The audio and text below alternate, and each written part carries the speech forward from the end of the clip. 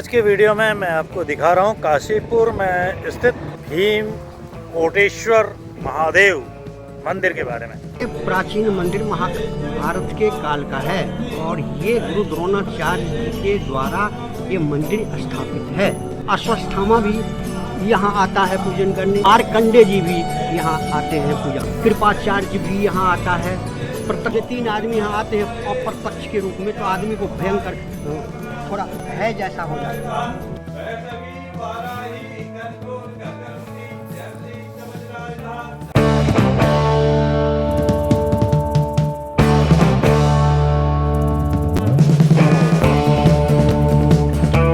हर्षवर्धन 647 ईस्वी के समय में काशीपुर को गोविसाण या गोविसाना के नाम से जाना जाता था। जब वैनसांग 641 ईस्वी ने इस क्षेत्र का दौरा किया था, उस समय की बड़ी बस्तियों के खंडहर आज भी इस शहर के पास मौजूद हैं। काशीपुर का नाम काशीनाथ अधिकारी के नाम पर रखा गया है, जो इस बस्ती के संस्थापक और परगना के गवर्नर थे, जो 16वीं-17वीं शताब्दी में कुमाऊं के चंद राजाओं के अधिकारियों में से एक थे। मोटेश्वर महादेव, जिन्हें श्री भीम शंकर महादेव के नाम से भी जाना जाता है, भारत के उत्तराखंड राज्य के काशीपुर में भगवान शिव का निवास स्थान है। प्राचीन काल में इस स्थान को डाकनी राज्य के नाम से जाना जाता था। काशीपुर एक ऐतिहासिक स्थान है। यहाँ से लगभग 1 किलोमीटर दूर भगवान शिव अपने पूर्ण मुख के साथ एक ज्योतिर्लिंग के रूप में विराजमान है, जिन्हें उज्जनक नामक स्थान पर भीम शंकर के नाम से जाना जाता है।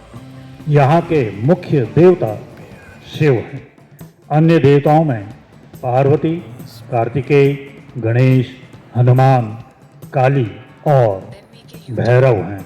अगर बात करें शिव पुराण की, तो शिव पुराण के अनुसार भीम शंकर ज्योतिर्लिंगम काम रूप में है। ऐतिहासिक और आध्यात्मिक ग्रंथों के अनुसार इसे भीम शंकर ज्योतिर्लिंगम का स्थान कहा जाता है। महाभारत काल में इस स्थान को डाकनी के नाम से भी जाना जाता था। यही कारण है कि आदि शंकराचार्य ने इस स्थान का वर्णन डाकनियम भीमा शंकरम करके किया हुआ है। कालिदास ने भी अपने रघुवंश में इसके अस्तित्व का वर्णन किया है। डाकनी नाम का कारण यह है कि सहारनपुर से नेपाल तक फैले जंगलों में एक हिडम्बा नामक शैतान रहती थी, जो डाकनी योनि में जन्मी और विजयी पांडव भूषण से विवाह कर लिया। वह एक डाकनी थी, लेकिन शैतानी मुद्रा में रहने के कारण इसे शैतान कहा गया। इस मंदिर का शिवलिंग बहुत बड़ा है और 2 मानवीय हाथों से पूरे लिंग को छूना असंभव है। इस तरह का शिवलिंग देश के किसी अन्य हिस्से में मौजूद नहीं है। ऐसा माना जाता है कि यह ऊपर उठता है। अब बातें करते हैं मंदिर से जुड़े उसके इतिहास, उसके निर्माण के बारे में कुछ बातें। इस मंदिर के पीछे की तरफ करीब 1 किलोमीटर की दूरी पर द्रोणाचार्य का किला है, जहाँ पर द्रोणाचार्य का आश्रम भी है। वहाँ पर द्रोणाचार्य अपने परिवार के साथ रहते थे और पांडवों को वहाँ पर वो शिक्षा देते थे धनुर्विद्या की। तो पांडव जब यहाँ रहते थे तो इनमें भीम यहाँ पर पास की नदी से पानी भर के रोज द्रोणाचार्य के लिए ले जाते थे, आश्रम के लिए ले जाया करते थे। तो एक बार की बात है, भीम लगभग कोई 50 कुंटल के एक बड़े घड़े को पानी भर के यहाँ से ले जा रहे, तो बीच रास्ते में एक पत्थर से भीम को ठोकर लग पड़ी और वो घड़ा उस पत्थर के ऊपर गिर के फूट गया, पूरा पानी वहीं गिर गया। तो भीम ने निश्चय किया कि मैं जब तक इस रोड़े को नहीं हटा देता हूँ तब तक मैं यहाँ से नहीं जाऊँगा। तो वो उसको निकालने में लग गए। काफ़ी टाइम हो गया, वो निकाल भी नहीं पाए और लगे रहे। तो जब बहुत देर हो गई और भीम आश्रम में नहीं पहुँचे, तो द्रोणाचार्य और बाकी पांडव उनकी खोज में इधर उधर गए और जब वो यहाँ पर पहुँचे तो उन्होंने देखा कि भीम तो यहाँ एक पत्थर के पीछे पड़े हुए हैं। जब कारण पूछा तो भीम ने जो हुआ था वो सब बात बताई कि मैं इस पत्थर को इसलिए निकाल रहा हूँ। तो द्रोणाचार्य बोले कि ये क्या कर रहे हो भीम? और भीम ने कहा नहीं मैं तो इसको निकाले बगैर अब नहीं आऊँगा, क्योंकि इससे मेरा घड़ा फूट गया है, अतः मैं अब इसे हटाऊंगा। यह देख के द्रोणाचार्य को बड़ा आश्चर्य हुआ और द्रोणाचार्य फिर ध्यान में बैठ गए और वो ध्यान करने लगे। तो उन्होंने अपने ध्यान में देखा कि यह जो पत्थर जिसे ये बता रहे हैं यह तो स्वयंभू शिव हैं, यह तो हट ही नहीं सकते हैं। तो यही बात उन्होंने भीम को भी बताई कि भाई ये स्वयंभू शिव हैं और ये यहाँ से नहीं हटते। लेकिन जैसा कि आप सभी जानते हैं कि भीम बड़े जिद्दी और हठीले थे। तो भीम बोले अपने उसी हठ में कि ठीक है, अगर ये पत्थर यहाँ से नहीं हट सकता तो बढ़ तो सकता है। तो जैसे ही भीम ने ये बात कही कि ये हट नहीं सकता तो बढ़ तो सकता है, तो ठीक उसी समय वही पत्थर, वही लिंग 16.5 फीट ऊपर को बढ़ गया और तब से वह निरंतर बढ़ता ही जाता है। तो जब ये 16.5 फीट भीम के कहने पर तुरंत बढ़ गया तो तब से इसका नाम मोटेश्वर पड़ गया और उसी समय गुरु द्रोणाचार्य ने इस लिंग की प्राण प्रतिष्ठा कर दी। तो 65 फीट की तो मुझे पता है जो ये लिंग है, यहाँ से 16 फीट ऊंचा है। द्रोणाचार्य जी का मंदिर ठीक यहाँ से 1 किलोमीटर पीछे है। भैया पांडव जो है वहाँ रहते, 50 क्विंटल का एक कोई घड़ा था, जिस घड़ा को ये भरने के लिए यहाँ आते थे। उस गंगा जी का पानी द्रोणाचार्य जी के लिए जा रहे थे, जाते हुए ठेस लग गया। तो उन्होंने कहा जब तक इस रोड़े को हटाऊंगा नहीं तब तक मैं पीछे नहीं हट सकता क्या। और गुरु द्रोणाचार्य जी आए, बोले क्या करे भाई? बोले ये मेरा घड़ा फोड़ दिया और मैं इनको या तो हटाऊंगा।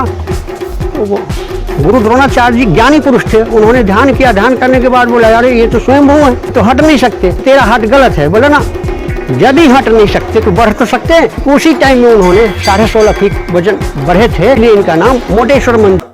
आप बात करते हैं मंदिर से जुड़ी कुछ आश्चर्यजनक किंतु सत्य बातों का। जैसा कि कहावतों के अनुसार पता चलता है कि यह मंदिर 5000 साल पहले महाभारत काल में गुरु द्रोणाचार्य ने स्थापित किया था।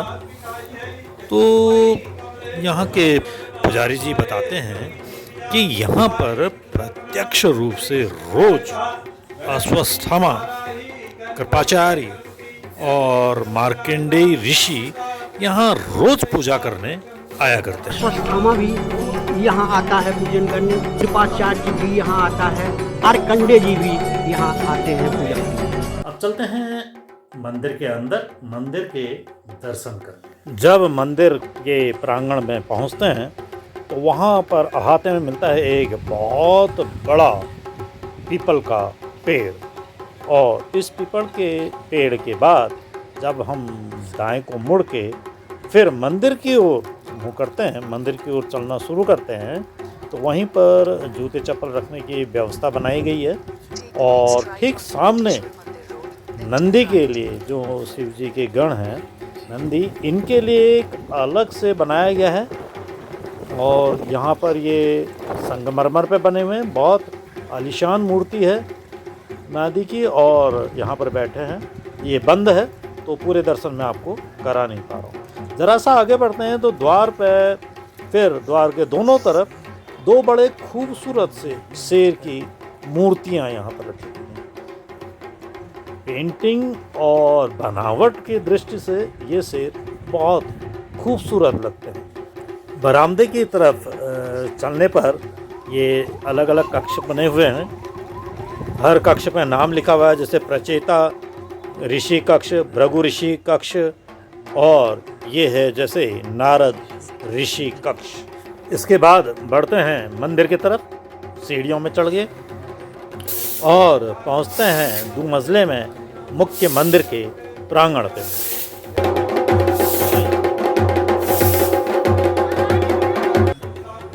और इस तरह से अंदर पहुंच के दर्शन होते हैं मोटेश्वर महादेव शिवलिंग के। यह शिवलिंग इतना बड़ा है कि एक आदमी के दोनों बाहों में ये नहीं आ सकता, बहुत बड़ा। ये वही शिवलिंग है जो भीम ने खोजा था और इसकी जो प्राण प्रतिष्ठा है वो द्रोणाचार्य ने की है। इसमें जो आप चांदी की कारीगरी देख रहे हैं, इसको बनाने के लिए अल्मोड़ा के जागेश्वर जगह से कारीगर बुलाए गए थे। उन्होंने ये चांदी में मढ़ रहा है और इस शिवलिंग के ठीक ऊपर है वासुकी नाग के सुंदर से मूर्ति। अब बढ़ते हैं प्रांगण के दूसरी तरफ बने हुए मंदिर समूह की तरफ। सामने दर्शन होते हैं हनुमान जी, जिन्होंने की पर्वत हाथ पर उठाया है, आदमकद बड़ी खूबसूरत मूर्ति। और आगे बढ़ने पर दर्शन होते हैं गणेश भगवान के महाकालिका के साथ। जरा सा और आगे बढ़ते हैं तो फिर दर्शन होते हैं 7 घोड़ों पर सवार सभी ग्रहों के स्वामी सूर्य के। इनके साथ ही इनके बाहर बैठे हुए दिखते हैं बड़े खूबसूरत सजे धजे नंदी। कुछ आगे बढ़ने पर दर्शन होते हैं राधा कृष्ण के। उनसे जरा सा आगे भगवान शिव, भोलेनाथ शिव माँ पार्वती के साथ बैठे हुए दिखते हैं।